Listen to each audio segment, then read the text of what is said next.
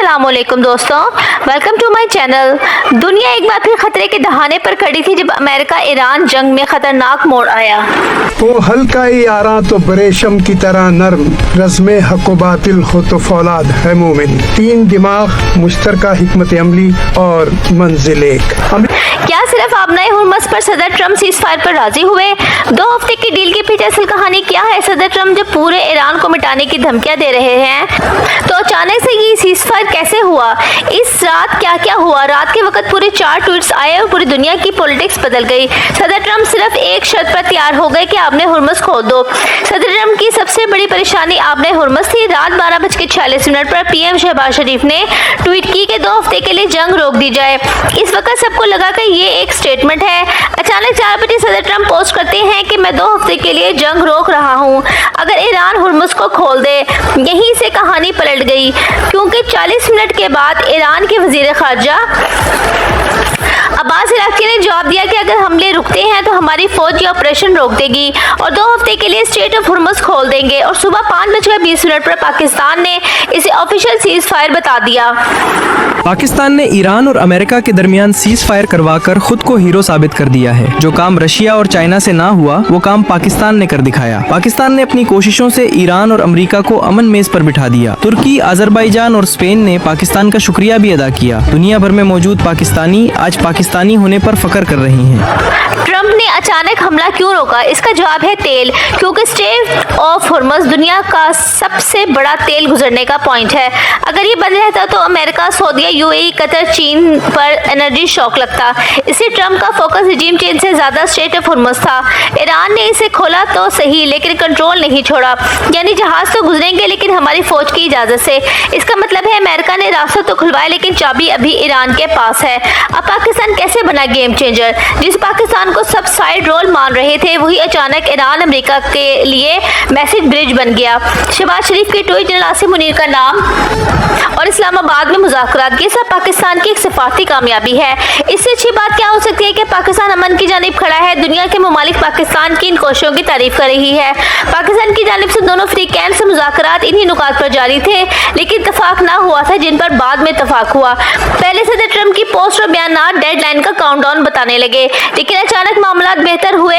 इस मामले में चीन ने भी अहम किरदार अदा किया।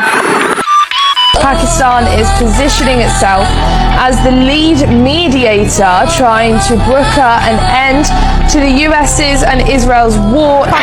चीन के ईरान से गहरे ताल्लुकात है। जंग के दौरान भी चीन ईरान से तेल खरीदता रहा है। चीन ईरान की मदद भी करता रहा है। पाकिस्तान भी चीन को एतमाद में लेकर आगे बढ़ता रहा है।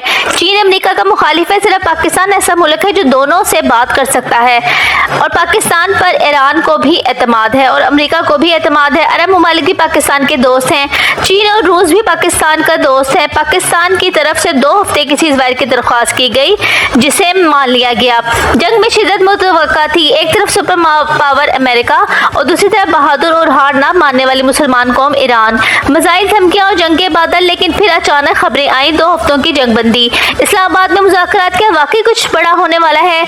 मशरिक़ वस्ता में हालात बिगड़ते गए। सदर ट्रम्प की धमकियां, ईरान का सख्त वार्निंग्स, प्रॉक्सी ग्रुप्स की सरगर्मियां, हर तरफ एक ही सवाल कि अब क्या होने वाला है। फिर अचानक आलमी मीडिया में खबरें गर्दिश करने लगी कि दोनों ममालिक ने वक्ती कशीदगी कम करने पर इत्तफाक कर लिया। जरा अपनी आंखों से वो मंजर देखिए जो आज पूरी दुनिया के अखबारात के पहले सफे पर छपा हुआ है। एक तरफ रॉयटर्स ने अपनी हेडलाइन लिखी है कि पाकिस्तान अमन का गैर मुतवक्के मेहमान। दूसरी तरफ बीबीसी ने अपने तज्जिये में लिखा है कि कैसे एक मुल्क जिसे दुनिया नजरअंदाज कर रही थी आज 2 सुपर पावर्स के दरमियान खड़ा है। ये एक गैर रस्मी कूलिंग पीरियड है। कुछ जराए ने इसे 2 हफ्ते की जंग बंदी का नाम दिया है, लेकिन क्या ये वाकई बाज़ाब्ता मुआहदा था या एक सफारती वक्फा? ऐसे नाजुक वक्त में पाकिस्तान कहाँ खड़ा है? पाकिस्तान के दोनों ममालिक से सफारती राब्ते, खत्ते में अमन की अपील, इसके लिए वज़ीर-ए-आज़म पाकिस्तान शहबाज शरीफ साहब की ट्वीट्स, कशीदगी कम करने की कोशिशें, आलमी फोरम्स पर फाल किरदार। इस्लामाबाद को एक मुमकिन गैर जानिबदार मुकाम के तौर पर देखा जाने लगा, लेकिन फिक्र की बात यह है कि लेबनान पर इसराइली हमले अभी तक ना रुक सके। पाकिस्तान के ईरान से अच्छे ताल्लुकात हैं, अमेरिका के साथ भी रवाबित हैं और मुस्लिम दुनिया में एक अहम पोजीशन है। अमेरिका ईरान जंग के दौरान पाकिस्तान निहायत खामोशी के साथ दोनों ममालिक के साथ अपने सिफारती रवाबित को बड़ी बेकार लाया। वजीर आजम शहबाज इन्हीं वजूहात की वजह से मुज़ाकरात इस्लामाबाद में होने की तैयारियां हुई। ये यकीनन पाकिस्तानी हुकूमत की एक बड़ी सिफारती कामयाबी है। इसके अलावा पसे पर्दा मुलाकातें, खुफिया सिफारती बातचीत भी जारी रही। सोशल मीडिया ने छोटी खबर को बड़ा बना दिया, कई अफवाहों को हकीकत बनाकर पेश किया, जबकि हकीकत ज्यादा पेचीदा है।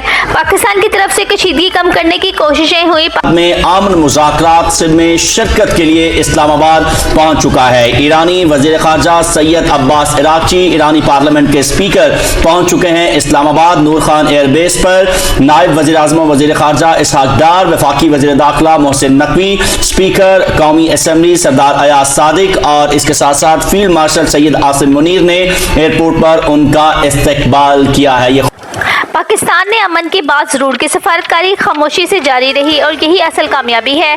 जंगें सिर्फ मैदान में नहीं लड़ी जाती, कुछ जंगें मेज पर बैठकर भी जीती जाती हैं और असल ताकत अमन कायम करने में ही है।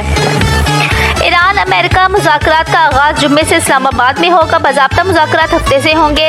ईरानी वफद पहले फिर अमरीकी वफद 2 हिस्सों में पाकिस्तान पहुंच रहा है। दोनों ममालिक के मुज़ाकराती नुमाइंदे पहले पाकिस्तानी क़यादत से मुलाकात करेंगे, फिर बाहमी मुज़ाकरात होंगे। ये मुज़ाकरात इस्लामाबाद के मुकामी होटल में होंगे। इस्लामाबाद में इन मुज़ाकरात की तैयारियां मुकम्मल कर ली गई हैं।